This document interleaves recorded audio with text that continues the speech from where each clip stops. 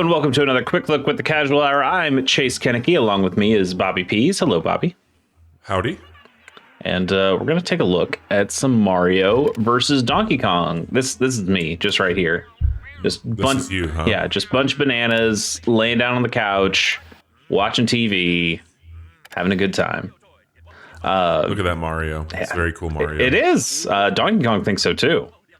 In fact, he wants one for himself. Oh yeah, baby.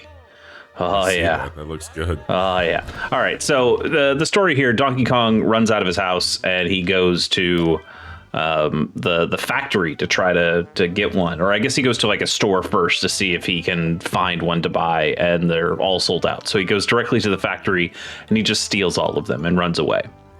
And Mario has to go stop him and get all the mini Mario toys back. As Mario would. Absolutely.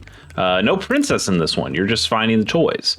So And this is a remake, right? this is a remake of a 2004 Game Boy Advance game called Mario vs. Donkey Kong, and they remade it for the Switch here in early or late It came out February. I think February 16th for the Switch, and I think it came out May 24th, 2004 for the Game Boy Advance. That is correct. So 20 years ago, 20-year-old game. That's nuts. That's nuts that the Game Boy Advance is 20 years old at this point, or that this game specifically for the Game Boy Advance. Sense. And this is $50, right? That is correct. Yeah. Which It's cheap by Switch standards, but expensive by every other. Yeah, I mean, if it certainly wouldn't get the attention it's getting now, but I feel like if you put out this game on, you could put it on Nintendo Switch Online as a GBA game. You could just do a straight port of this and sell it for $5, $10, $15, and I think it feels a little bit better. There's stuff here. We'll get into it. This game is based on a video game that came out in 1994 called Donkey Kong, which a lot of people call Donkey Kong 94 because there are a lot of games called Donkey Kong. But the idea here is it's a 2D platformer. But Mario has it's more of like a puzzle platformer, and you have a timer up there in the top right. Mario has an interesting kind of moveset. It's not exactly the Mario but you can do a handstand. Look at that. Look at that. Ooh, you can jump Mario. higher out of your handstand than you can after a regular jump, which feels nuts. That's not how things work. You can spin on this. You can jump. You can do So there's some verticality to it. Yeah, you can do some pretty cool stuff in this game with movement, and there's like a triple jump. It's very cool. Some standard Mario fare there. Yeah, but it's generally this kind of puzzle And this platformer. was all there for really quick, just out of the jump here. Is this a 1-for-1 remake just with better graphics, or did they change mechanically like some of those things you're showing now, or those new additions? I think this is the 1-for-1 remake. So I'll say I've never played the GBA one, the 2004 GBA one. I have played a lot of Donkey Kong 94, which I think is one of the best handheld games ever made. And mechanically, this is extremely similar to that. So if you have played Donkey Kong 94 and haven't played this, it'll feel like coming home. Actually, you need to play Donkey Kong 94 before playing this? Do what?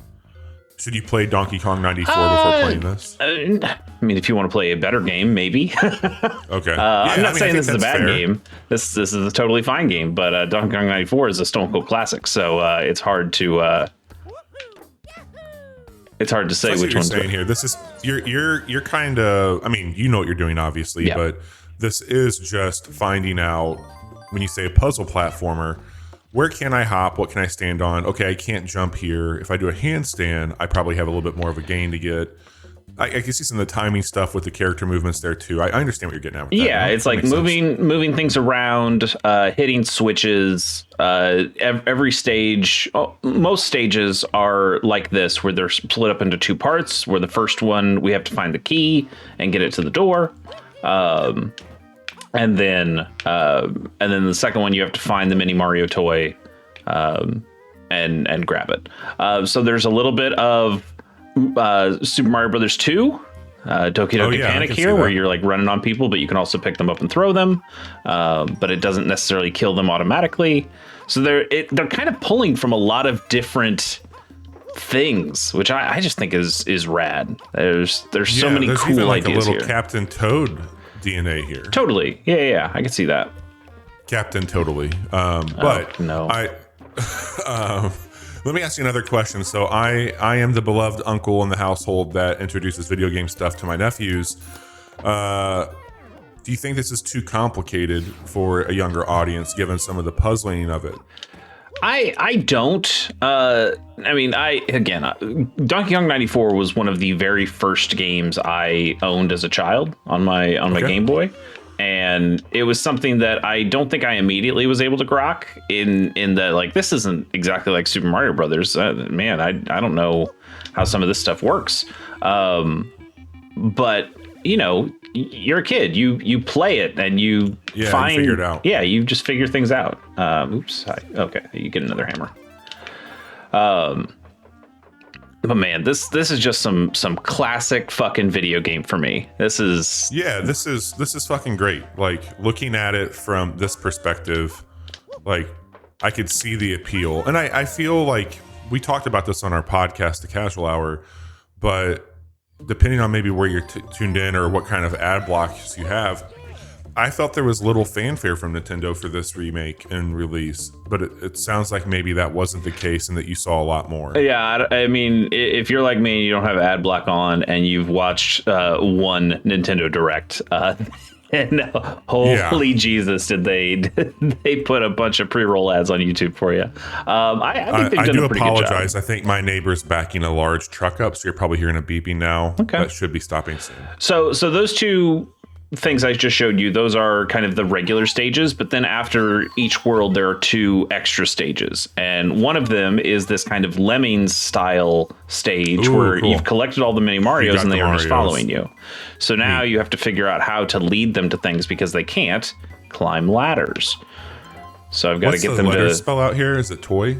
Yeah, they're spelling out toy, and they can't jump higher than one block. So if I turn this off, then I can get them all to can do that. Yeah.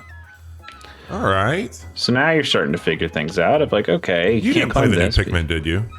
I didn't play very much of Pikmin, no. Okay. And now a little bit of that here too. Get them all in the toy chest. You know, like, this is. I don't want to say I was harsh. I don't think I even paid much attention to this. Like, it just kind of flew under my radar, and watching it now, I could absolutely see this being a cool snackable game. And when I say snackable, totally, like, I can grab a few levels here, I can put this down, I'm good to go. Like, I'm going to be bold here. I know Nintendo, especially like in the era or post Wii U, was trying to figure out how to make money, and they started to put some of their characters on mobile. I don't know about precision. I haven't seen a whole lot of precision needed here. I think you could absolutely make this a mobile game, and be maybe. I mean, it's a bold statement, I know, but I would like to see something like this from Nintendo on mobile versus some of the other offerings they've done. Yeah, I get that. I think there is just a. I think you're right in that. Also, when you're in a handstand, you can let things fall on you, and it's okay. Oh. Yeah, take that brick. Oops, I didn't grab the stuff. I think you're right in that it is less important to. Oops, got hit with the bone. I'm dead. Oh shit. Oh wait, no, you get an extra hit on some of these.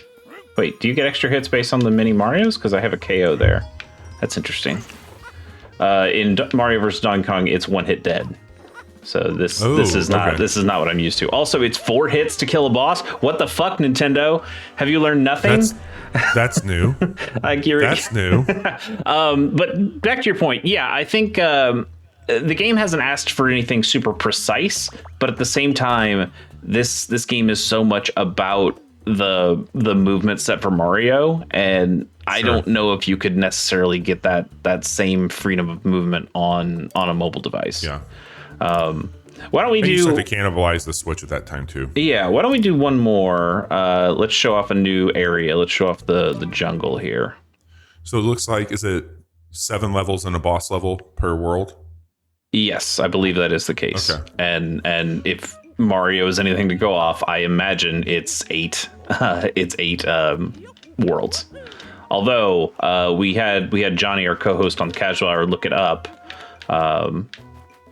and it sounds like there's more stages than what that would imply of 8 worlds. So not 100% sure how they get extra levels in here, but I gotta tell you, man, I've been having a hell of a lot of fun.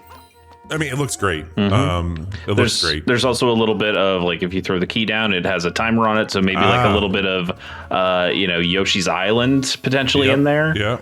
Yep. Let's speculate a little bit. Do you think that, we're nearing the end of the Switch 1 or whatever they're going to be the next thing. We're ending the life cycle. And there's been some speculation that they're just kind of like doing these remakes to focus their efforts on like new offerings for the new hardware.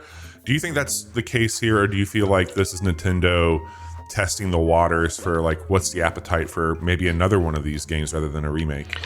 I could see another one being made. Especially with the Mario movie having Donkey Kong and shit and being popular and all that. Maybe, stuff, yeah. I mean, they've made more of these after the GBA one. Get out of the way. And I think there's like a DS one, and they made a couple of these, but it's also an anniversary. As we mentioned, it's 20 years since the original, so I'm sure that's got some people thinking about it. But man, these games are just. I totally understand why I, as a kid in 2004, went, I don't need to play another one of these, and was looking for something, bigger, I guess.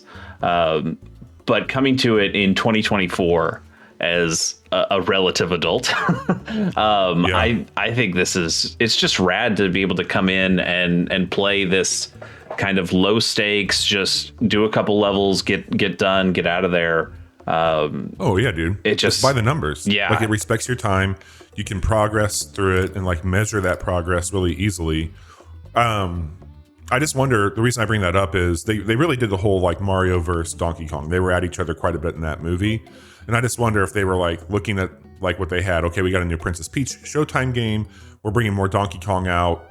We got more Mario stuff happening. I could see that, but also I think it might be the reverse too. The movie is popular because of all the Nintendo stuff that they've done. Sure. So on one hand, I feel like this is just them saying, well, let's put out more Mario games. Let's just keep putting out more of the stuff that we've been doing.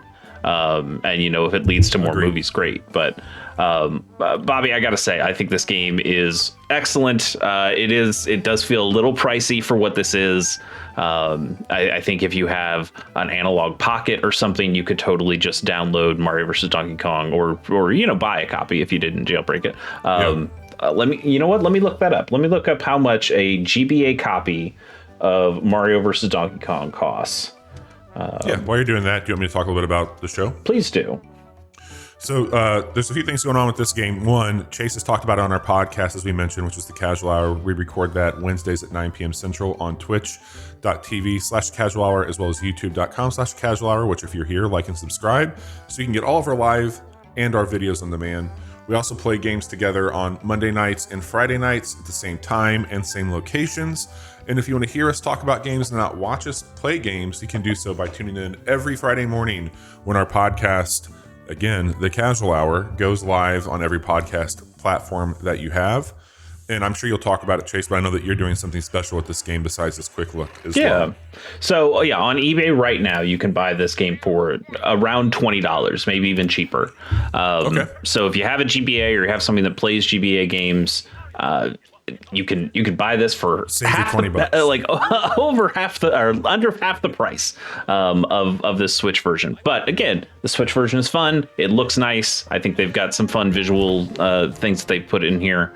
But it's just a fun game. And like you said, I've got another thing going on. I've got a YouTube channel called Chasey K Plays, where I play kind of whatever video game I'm looking forward to and want to.